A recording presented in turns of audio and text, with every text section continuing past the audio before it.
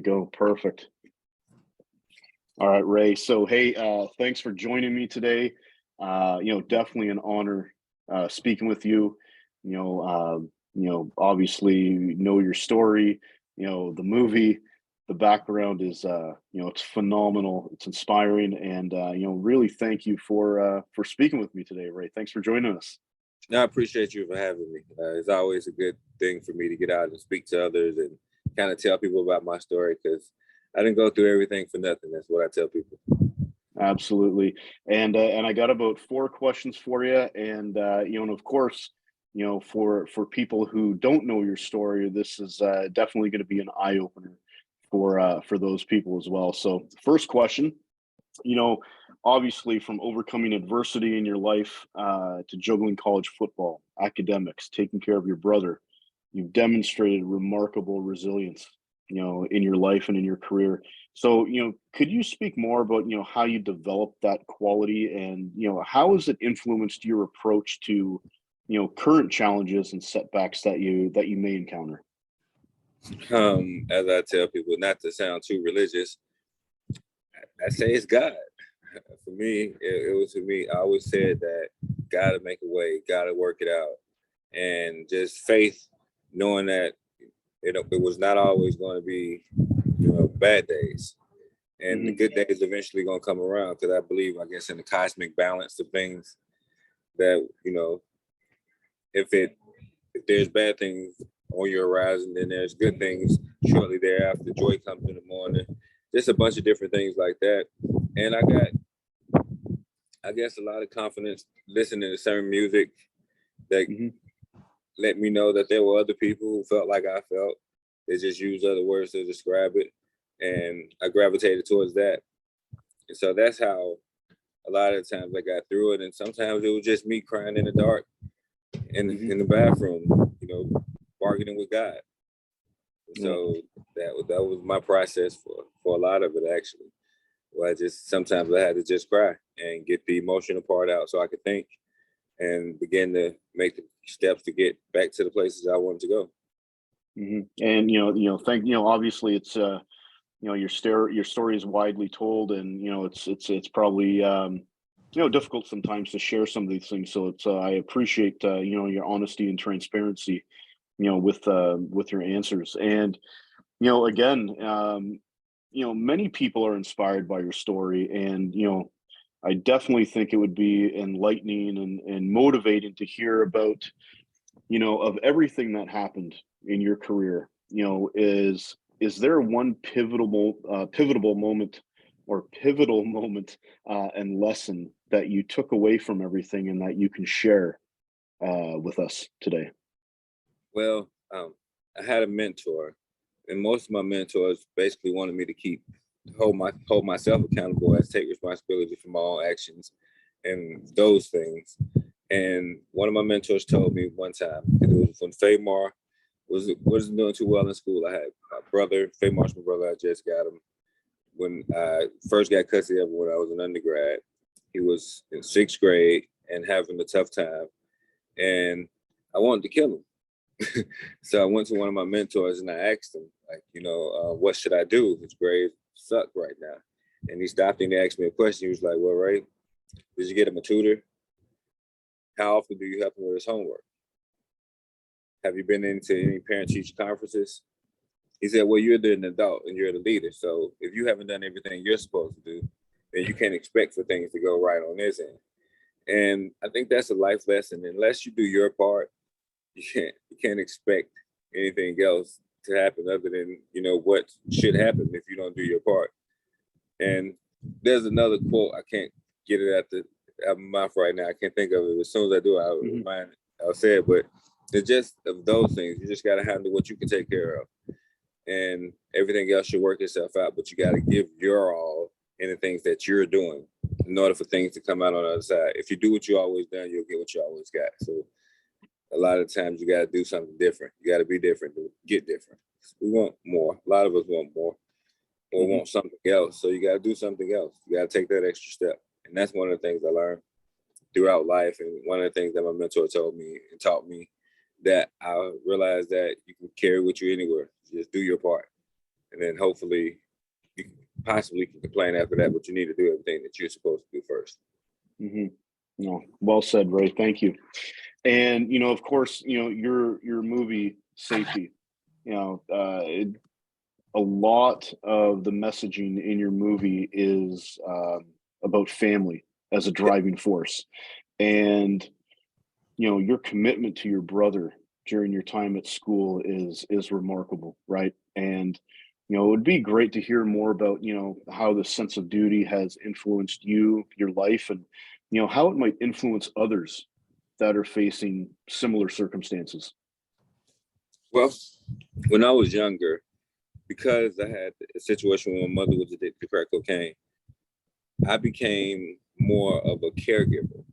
So I would look outward to help others first, because I hadn't get that chance to be self-centered, to worry about my own issues, because I was a kid. One, I didn't have many, but at the same time, I was worried about my mother.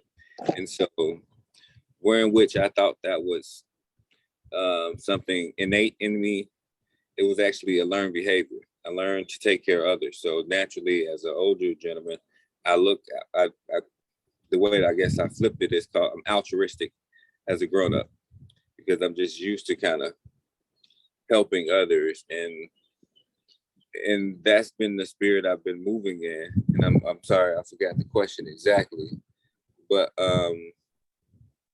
the family as a driving force, and yes. How it might influence others. Yeah. Okay, so being that I was altruistic, I've always looked to be that person in my family. I've never not been that person in my family to look out. Mm-hmm.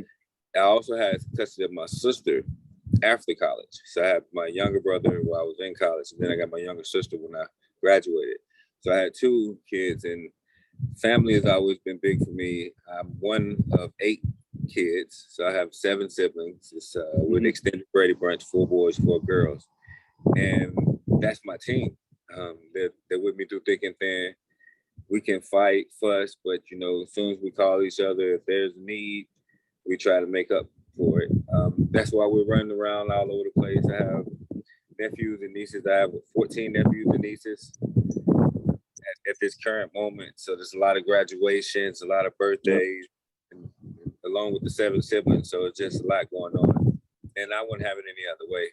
I'm not sure how people grow up in small families, because I don't know what I would do without mine. They're very fun. And growing up like that, and always having somebody, it teaches you to value those things. Just like with being on a football team, or that's why when soldiers come home from the service, they're not part of something anymore. Being part of something that's bigger than yourself is part of being a human being. And if you don't have those things, it can feel like a gap is there. And I'm lucky to have that gap in my life filled with a family. But I've been on football teams and other teams that we bonded together, and you miss that. You miss having that relationship with other people and having that shared and common goal. Because that's when life feels like life feels the best, when you're working with somebody towards a common goal, a worthwhile goal, at least. What Earl Nightingale said. Absolutely, and thanks, Ray, for sharing that. And obviously, you're greatly involved in the community, and you have a lot of projects going on. Would you be able to share, what you're doing, in the community, nonprofits, and those things to share with our listeners about, the great things that you're doing to help others? Well, I'm working with a number of different foundations along with my own. Game Changers Foundation, Atlanta Food Bank, Clemson University, and I'm just trying to put together something that helps kids like myself or individuals who are going through mental health issues. What I'm very big on is ACEs, which is adverse childhood experiences. So a lot of us have childhood trauma that we haven't let go, that we haven't addressed, and it affects us in our everyday life afterwards. And unfortunately, based on they score you 1 to 10 is an adverse childhood experiences study. Kaiser Permanente and the CDC did it. So after a 6, your life expectancy drops by 20 years. Wow. And it's correlated with medical data. The data backs up the information. So from 1 to 10, if your score's over a 6, your life expectancy decreases by 20 years. You're 10 times to 15 times more likely to commit suicide. And being that these things are common in my life, and my ACE score is a 9 out of 10, so I'm at high risk, and I want to help others who have similar childhood traumas and who are going through things but don't know why they feel the way that they feel. And so that's my current goal now, and I'm working with others in various groups, trying to find a few sponsors in order to kind of get the word out there to help others. So that's my current mission as the humanitarian in me would say. Yeah, and you know what? It's just there's not many people that really reach out and do these things, right? You could sit back and say, you know what, hey, my story's out there, I'm good, rest on my laurels, but you know what, you're continuing to do something special, right? To help people that you don't even know, helping people you do know, helping people that are connected to those people, and that's very honorable, and that's a special thing, and that's amazing. I'm blown away. Everything I've read about you, and it's amazing. It's amazing, Ray. I try. I tell people my destiny in life is to help others reach theirs. And I'm not more fulfilled than any other time than when I'm helping someone get something that they wanted, and get to the place that they wanted to be in life, or just getting to a point where they're okay. Yeah. And that's important to me, because I know that does a lot, and it goes a long way. And you have lifelong bonds with individuals who help you get to a point where you're stable. And because I have those situations in my life because I was raised by my coaches that I played with. So I lived with my Little League football coach, my AAU basketball coach. I stayed with my high school principal for a little while. And so I stayed with these various people, and there was people who reached out and was able to give me a leg up to, just reach back and pull me up a little bit. And I'm lucky, because without those people, I'm not sure if I would have made it. Because I always thought, because they used to tell me when I was younger, people in this neighborhood don't live past 25. People that come from your background don't live past 25. And so when I got to 25, it was almost like it was a milestone. Like, oh, I got here. Like, ooh, congratulations. Now what? And it shouldn't be that way. It's not a way to live, because I realized that was a stressor. If you walk around worrying about whether you're going to die at 25, it's not something that you should be thinking about. It's not something that should be on your mind. But being in the neighborhoods that I grew up in and the situations that I grew up in, I was hyper vigilant. And that's actually a stress, because that makes you anxious. That increases your heart rate. That increases your cholesterol level. That raises your blood pressure. Just being in those constant stress situations and not even knowing it. And so just the living life had been a task. But I'm grateful for all of my experiences. I get to help others and talk to others about the things that they're going through. And I've been through a lot of these things. So it was all for a reason for me. No, absolutely. And, your story is inspiring. I'm, it's a privilege and an honor to speak with you today. Even if it was for 15 minutes, I'm sure you got a wealth of knowledge and, some great leadership traits, and, just special things you can share with the world. And it's been an honor speaking with you. And before we head out, in one sentence, or if you had one phrase to give someone who's dealing with some significant life changes outside of sports, what would you say to that person?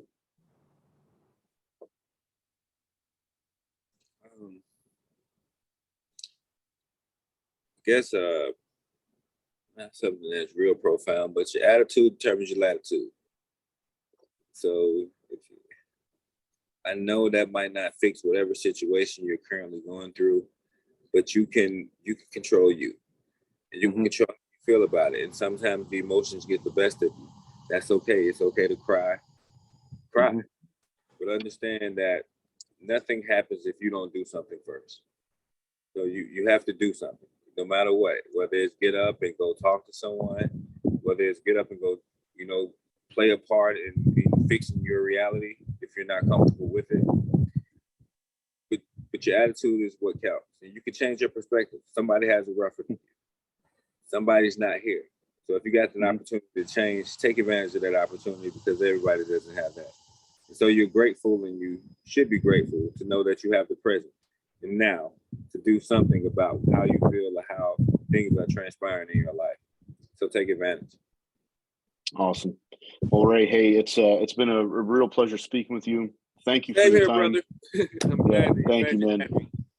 Yeah, and I'm glad to be able to once I post this, to share it with everyone. It's again, it's been a great time speaking with you, and wishing you nothing but the best in the future, my friend. Thank you so much. Thank you. Thanks for having me. Appreciate it. All right.